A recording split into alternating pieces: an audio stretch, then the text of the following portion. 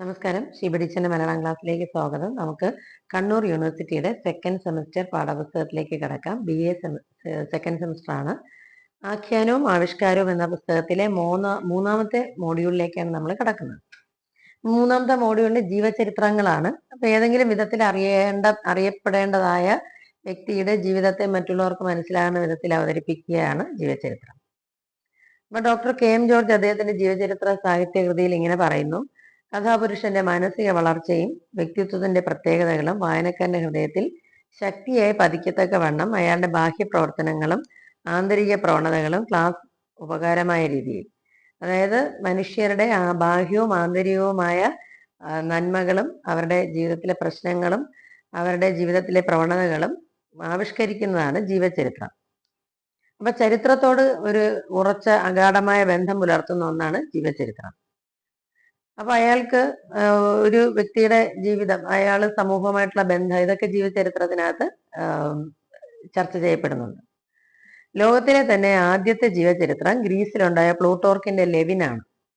മലയാളത്തിൽ ആധുനിക രീതിയിലുള്ള ജീവചരിത്രങ്ങൾ പുറത്തു വന്നത് ഇംഗ്ലീഷിന്റെ ചുവട് പിടിച്ചതാണ്. അപ്പൊ ആദ്യത്തെ കാലത്തെ ജീവചരിത്രം ഏതാണെന്ന് നമുക്ക് പറയാൻ പറ്റില്ല. പദ്യരൂപത്തിലായിരുന്നു ജീവചരിത്ര രചന. ആധുനിക രീതിയിലുള്ള ആദ്യത്തെ ജീവചരിത്രം 1895 പുറത്തു വന്നത് മഹത് ചരിത സംഗ്രഹമാണ്. ലോകത്തിന്റെ നാനാഭാഗങ്ങളിൽ ജനിച്ചു വളർന്ന 107 മഹാന്മാരുടെ ജീവചരിത്രമാണ് ഇതിനകത്തുള്ളത്. ഇതിനകത്ത് നാരായണ ഗുരുസ്വാമിയെ കുറിച്ചുള്ള, ശ്രീനാരായണ ഗുരുവിനെ കുറിച്ചുള്ള MK സാനുവിന്റെ ഒരു ജീവചരിത്ര പുസ്തകമാണ് നമുക്ക് ആദ്യം പഠിക്കാനുള്ളത്. ഒരു വലിയ പശ്ചാത്തലത്തിന്റെ, ഒരു വലിയ മുഹൂർത്തത്തിന്റെ പശ്ചാത്തലം എന്നതാണ് ആ പാഠത്തിന്റെ പേര്. അപ്പം MK സാനുവിനെ കുറിച്ച് നിങ്ങൾക്കറിയാം. അദ്ദേഹം കേരളത്തിലെ കലാലയങ്ങൾ ദീർഘകാലത്തെ അധ്യാപകനായിരുന്ന ആളാണ്, നിരൂപകനാണ്, പ്രഭാഷകനാണ്, ജീവചരിത്രകാരനാണ്. അപ്പൊ കേരളത്തിന്റെ സാനു മാസ്റ്റർ ശ്രീനാരായണ പ്രസ്ഥാനവുമായിട്ട് കുട്ടിക്കാലം മുതലേ ബന്ധമുണ്ടായിരുന്ന വ്യക്തിയാണ്.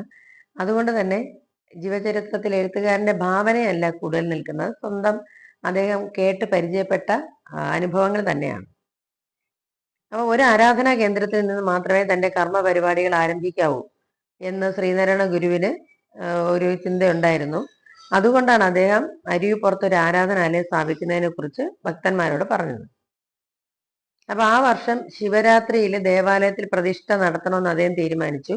അപ്പൊ അന്നത്തെ ആളുകൾ ഭയങ്കര ക്ഷേത്ര വിശ്വാസികളായിരുന്നു. അതുകൊണ്ട് തന്നെ ഇവരെ കൂട്ടിവരുത്താനുള്ള ഇടമായിട്ട് അദ്ദേഹം ക്ഷേത്രത്തെ കണ്ടു.